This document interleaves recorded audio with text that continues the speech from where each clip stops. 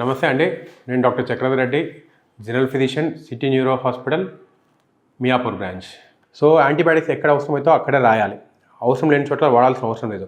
యూజువల్గా మనకు వచ్చే జ్వరం కేసుల్లో ఒక 70 to 80% జ్వరాలు సో దానంతకు అవే తగ్గిపోతాయి అనమాట. సెల్ఫ్ లిమిటింగ్ అనమాట, వైరల్ ఇల్నెస్. సో వైరల్ ఇల్నెస్కి యాంటీబయాటిక్స్తో సంబంధం లేదు. ఫర్ ఎగ్జాంపుల్ డెంగ్యూ తీసుకుందాము. డెంగ్యూ వైరస్ వల్ల వస్తుంది.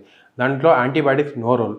ఎప్పుడైతే మనం సెకండరీ ఏమైనా ఇన్ఫెక్షన్ సస్పెక్ట్ చేస్తుంటే అప్పుడు యాంటీబయాటిక్స్ ఇవ్వాల్సిన అవసరం ఉంటుంది తప్పితే వైరస్కి యాంటీబయాటిక్కి సంబంధం లేదు. యాంటీబయాటిక్ ఇచ్చిన తర్వాత కూడా ఏం డెంగ్యూ తొందరగా తగ్గుతుందని లేదు. బట్ మన సిచ్యువేషన్లో మన దగ్గర మన దగ్గరికి terminal centre and tertiary care centre దగ్గరికి రాకముందే ఆర్ఎంపీలు అని చెప్పి సో జనరల్ ప్రాక్టీషనర్స్ అని చెప్పి చాలామంది వస్తారు. So they don't wait. So first day నుంచే యాంటీబయాటిక్స్ స్టార్ట్ చేయడం చూస్తున్నాం.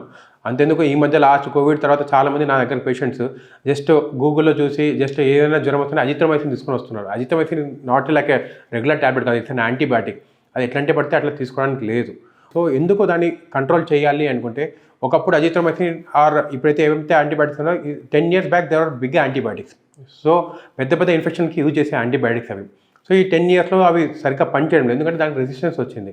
సో ఇప్పుడు వాడే పెద్ద యాంటీబయాటిక్స్ మేబీ 10 years తర్వాత అవి కూడా పని చేయకపోవచ్చు. సో ఇప్పుడు అంటే మనకు కొత్త యాంటీబయాటిక్స్ వస్తున్నాయి కాబట్టి ఓకే, బట్ ఫ్యూచర్లో అదే ఆ తరహాలో రావచ్చు, రాకపోవచ్చు. ఇప్పుడు ఫర్ ఎగ్జాంపుల్ చాలా మంది ఐసీయూలో కొంతమంది పేషెంట్స్ వస్తారు. సో పెద్ద పెద్ద ఇన్ఫెక్షన్స్ అడ్మిట్ అవుతారు. వాళ్ళకి ఇంజెక్షన్ కూడా లేకపోవచ్చు, రెసిస్టెన్స్ వచ్చి సో మనం ఇచ్చే ఇంజెక్షన్ పని చేయకపోవచ్చు. అందుకోసమే యాంటీబయాటిక్స్ ఎక్కడైతే అవసరమో అంతే వాడాలి.